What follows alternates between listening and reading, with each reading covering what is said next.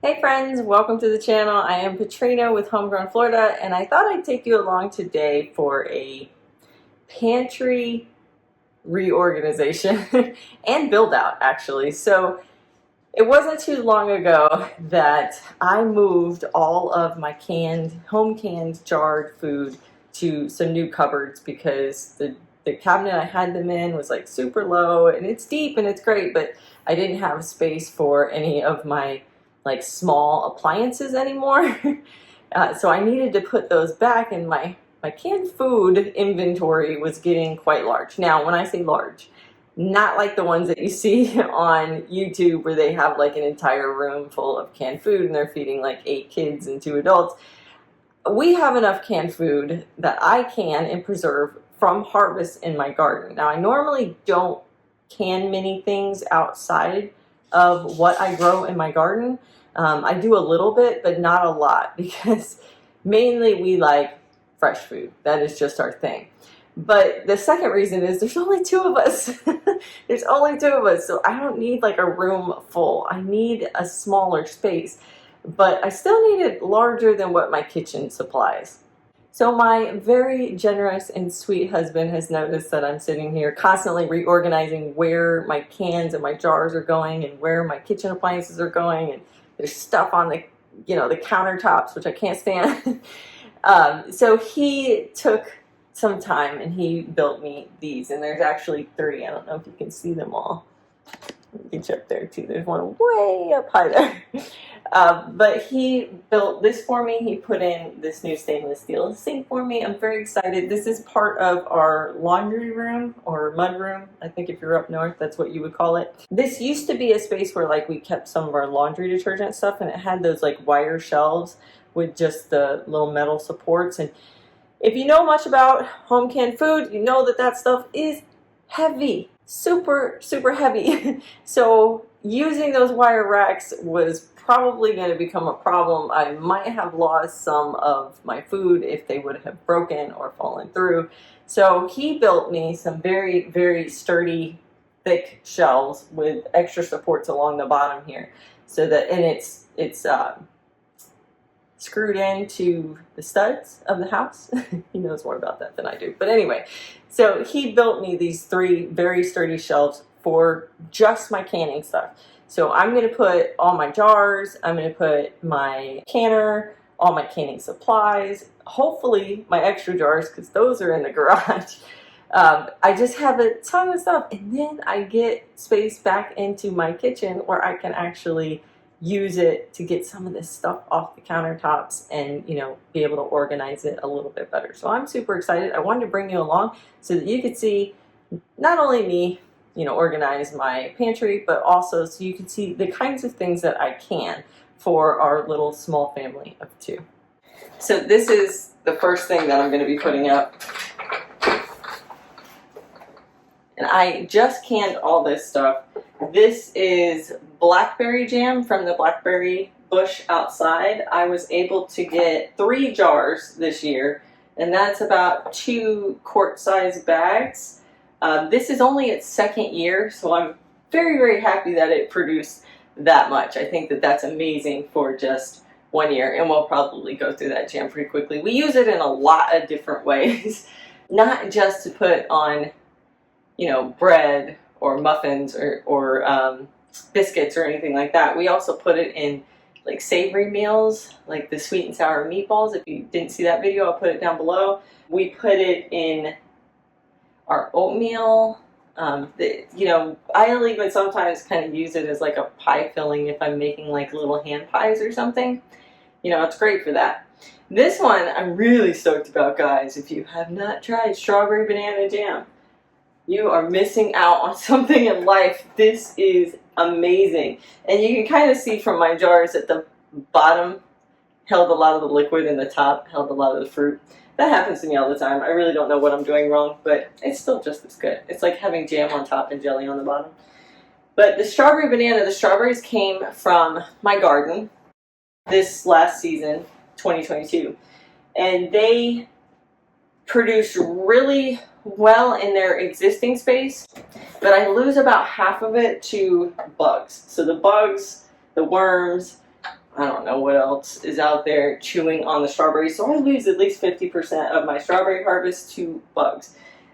But I bought new plants recently, and I put them on the other side of my house near the fruit trees, and they have done so much better. Number one, I think they just like the space more because it doesn't get full sun. Even though people tell you you should have full sun on strawberries, I'm not sure that that's the case here in Florida. I mean, mine in full sun did do fine, but I feel like they're producing more and longer. So during summer, usually my strawberries get really sad and scary. But this year, the ones by the fruit trees, which is on the west side of my house, which just gets afternoon sun, they are happy. They produced all the way through July, which never happens. They only produced ever for me until like March, and that was it. But these guys, and they didn't produce a lot after March, but they were still producing flowers, and they will still produce fruit, just a little bit instead of like a large amount, which was crazy to me. So by moving them over there, this is just regular strawberry from last year, but by moving them over there, they really got better in terms of, health and the heat and production. So I'm very excited about that. I'm very excited that I'm moving them over there with the new plants. I'm probably just going to tear out the old ones. They're about 3 years old now, and strawberries, they don't do very well after 3 years old, so the new ones will just take over. This is our one and only jar of cranberry sauce. I plan on making a ton more of this with my roselle this summer. That's why I'm growing so many plants. I think I'm up to like 12 plants. But it's mainly because, I think I did two jars. That's all I was able to get last year. Now, I should also preface that we use roselle in everything, in our teas, in all kinds of stuff. So, the fact that I got 2 jars, I'm excited about. These are peaches. This is from Peachy. I attempted to can peaches. I only got 1 jar made. And that is mainly because I figured out very quickly that Peachy is not the type of peach tree where the pit in the center disattaches from the fruit. I think it's called like a freestone peach versus a clingstone. She obviously is a clingstone peach, because that means that the pit in the center is not wanting to disattach, and that is incredibly hard to can, because I lost probably 25% of the fruit while I was trying to process this jar. So I thought, you know what, that's not worth it to me. So we have the 1 jar. We'll probably never do this again with Peachy. The next one is all of my cucumber products. I have relish.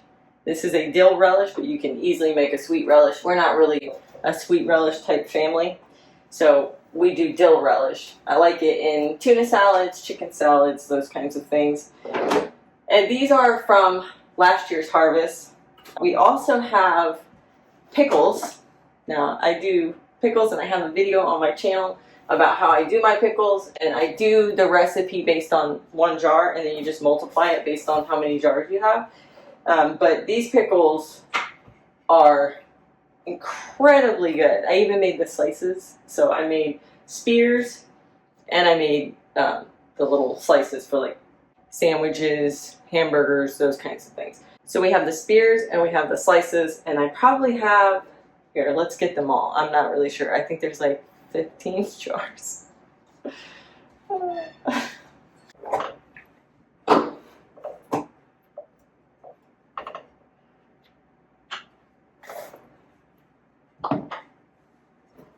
A lot of pickles.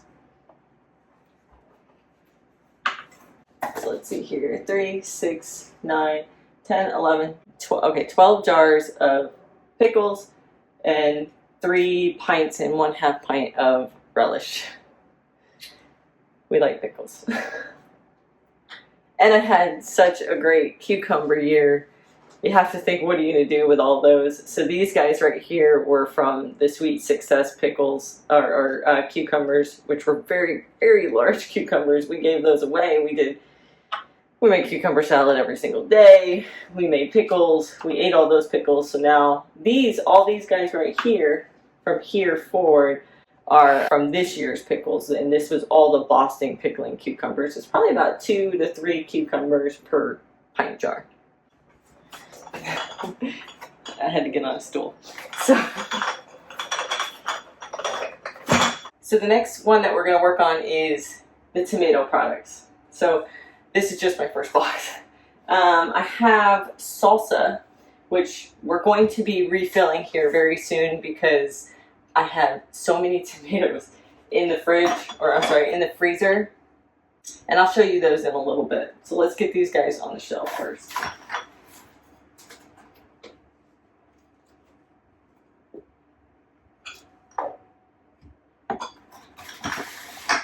I'm going to leave some space because I am going to be canning a lot more salsa soon. So I want to leave some space for that. I also have this, which is my sweet salsa. This is a pineapple tomatillo salsa. So it's got tomatoes, pineapple tomatillos, which are the little tiny sweet tomatillos, and then onions, garlic, peppers, all the stuff I grow. And I only have 3 jars of that because honestly, I realized I was not a huge fan of sweet salsas. So I have been using them kind of as presents and gifts, although I recently found a friend of ours that are in love with it, so I'm super excited. I have a home for these salsas in the future. Have a can of regular tomato paste because I haven't used this yet, but I also have jars of tomato paste I made myself last year, January of last year. It is a labor of love, and it takes a lot of tomatoes to make tomato paste. It is a very, very long process. And as much as I enjoy doing it, I think the only way I would do it again is if I had such a big harvest like I did last year and this year. I had huge harvest this year and last year. So in the future, I'll probably buy it. But for now, I still have some left over. The next thing I got is my spaghetti sauce. And so this sauce is actually a meat sauce, but I have such a huge amount of tomatoes this year. I think what I'm going to do is I'm going to do meat sauce and I'm going to do non-meat sauce. So just the tomatoes with the veggies and the seasoning, and then I'll do some with ground beef in it. I'm going to leave some space here for the next set, which will be coming here in the next couple, like month or two. The next thing I have are my pickled Brussels sprouts. These are a balsamic maple Brussels sprout. I made those this year because I had a really good harvest with my Brussels sprouts.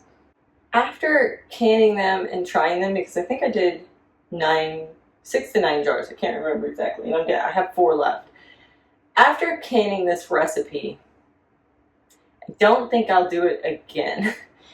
I like pickled things, but these are very vinegary. Too much for my taste. I was nervous about cutting the vinegar down. I think it's like a 75-25 split because technically Brussels sprouts are not approved for canning, even in a pickled variety. They haven't been tested. It doesn't mean they're not safe. It just means it hasn't been tested, so the safety hasn't been determined. So with that, I wanted to keep the vinegar high. And that was a little too high for me. So until a recipe comes out that's been tested and approved at a 50-50%, I probably won't do this again. If you like super pickly stuff and you're a very big fan of balsamic vinegar, you probably would like them. But for me, maybe not so much. The way that I use these now, since they are so pickly, is I will take these out and I will chop them and I will put them in a salad or in a coleslaw or something that has vinegar already, and it kind of takes the place of the vinegar, and you shred it really thin, so it basically adds that pickled element.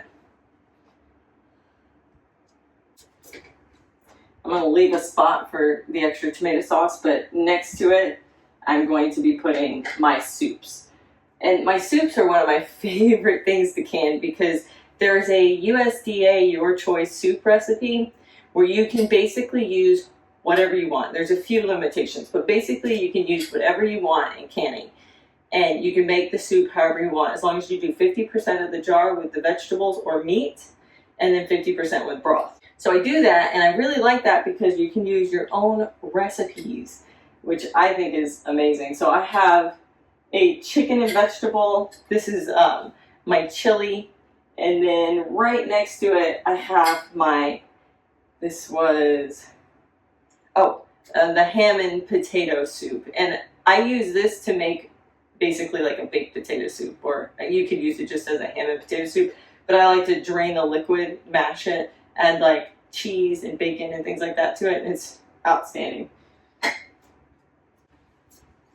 This is this year's veggie soup, and it has in it, let's see here, carrots, tomatoes, celery, onions, garlic, and looks like spinach.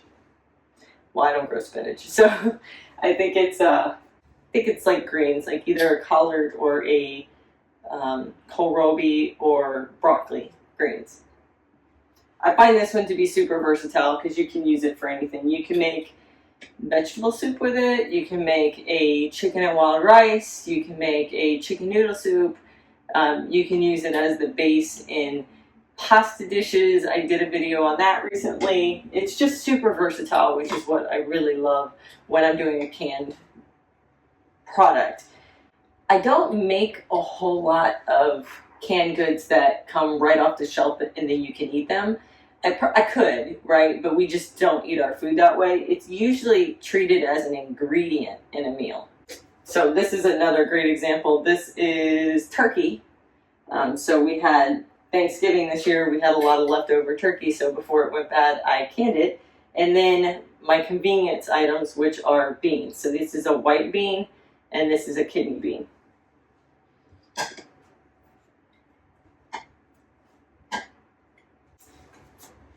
You're probably going to laugh at this one. This is actually chicken broth. So I'll show you the difference.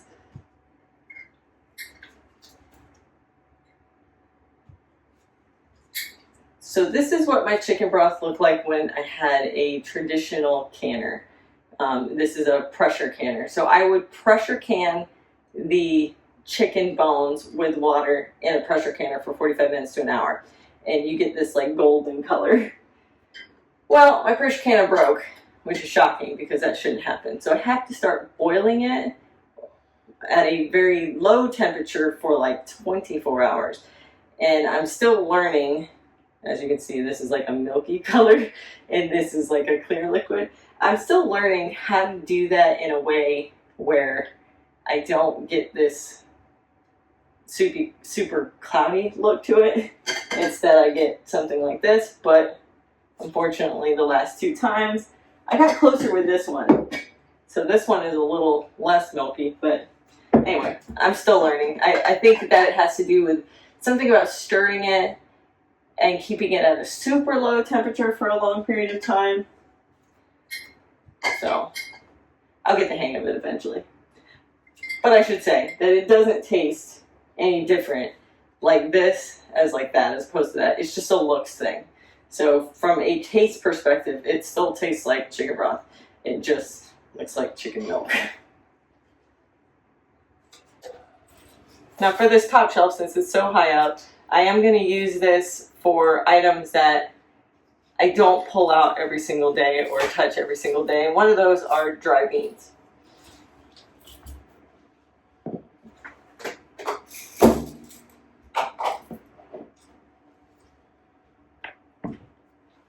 All these beans were grown in my garden, and I have a few more different kinds. These are the cowpeas, the whippoorwills, and then the Puerto Rican black beans. And then I have cranberry beans. These are the Jackson Wonder Lima beans. These are a little red bean. And then it's zucco beans. And these are kidney beans. And these are Thai soldier beans. I still have some canned beans that I need to go through. We just don't eat chickpeas that often, so I do have some canned chickpeas. And I have some freeze-dried ravioli. I don't have a freeze dryer, but a friend of mine does, and she gave me freeze-dried ravioli, so I haven't eaten that yet. The last item I have are canned greens, which I will never do this again because I don't like the way they taste. I don't love the way they taste. They get incredibly mushy. They kind of just flake apart into nothing. I've learned that I like greens frozen, like blanched and frozen, much better than I like this. And these were greens with bacon. I don't know. I made so many of them.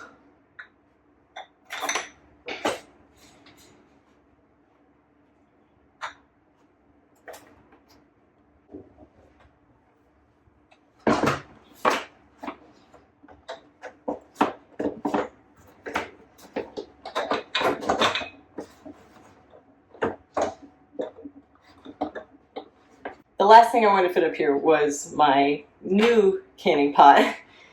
This is a Presto electric canner, so it's not the manual canners, and it hasn't been tested by the USDA, although the USDA and the National Center for Home Food Preservation don't usually test canners. For me, I feel like the science that was done to create this, I feel comfortable with the canning experience. I do want to tell you that it is so easy if you are a new canner, especially. This is really simple. And it's so hands-off, which is awesome, and it kind of takes that fear and that learning out of the process. But like I said, it hasn't been fully vetted, it hasn't been fully approved. Lots of people have been using it. Presto is a very good, trustworthy name in the canning world, so I feel like that I can trust this product. But you can absolutely still use a home canner. I just felt like for what I use it for and the small batches and the hands-off time that it allows, I decided to go with the electric canner, and I don't have a manual canner anymore. Although I do plan on getting a smaller one, like my 16-quart Presto that I had before, but I'm kind of weary of it right now because it broke. And so I'll tell you more about that in another video, but for now, I'm going to leave my Presto canner up here with the rest of my jars, and it looks like we're completely full. So these are all the things that I can on a regular basis. All of my tomato products, my broths, my pickles, my fruit stuff, and then up at the very top, my beans, and then those greens that I need to get rid of. We were able to empty 3 shelves. Let me show you.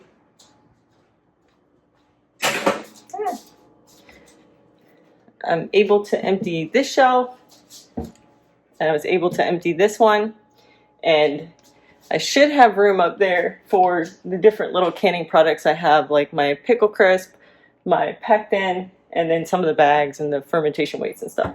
So that should give me more space in my kitchen. And I do still have a little bit of room left for the tomato products. We're going to make salsa, diced tomatoes, and spaghetti sauce. Let me show you why.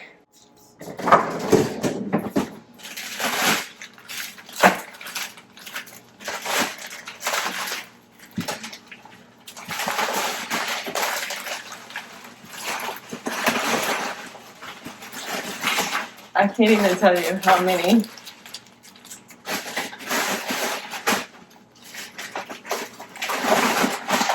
I have so many tomatoes. That's not all of them. Like I couldn't pull them all out. I had a really good tomato year this year. And that's a blessing because now I can make a bunch of things, but it's a little overwhelming, and my freezer is probably 40% tomatoes right now. So lots of salsa because we eat that a lot. A little bit of spaghetti sauce. I think we probably eat maybe 10 jars a year. We have 3 up there, so I only need to make 7. And then diced tomatoes, which I always seem to be out of. And I don't know what to do with the rest. I'm thinking I might dehydrate some. Guys, head down in the comment. Let me know what you think I should make with my freezer full of tomatoes. Thanks so much for watching today. I hope you enjoyed my little new pantry and the little tour of what I can on a regular basis. If you want to watch more of my videos between now and my next upload, I'm going to pop those up now. Happy gardening and preserving, guys.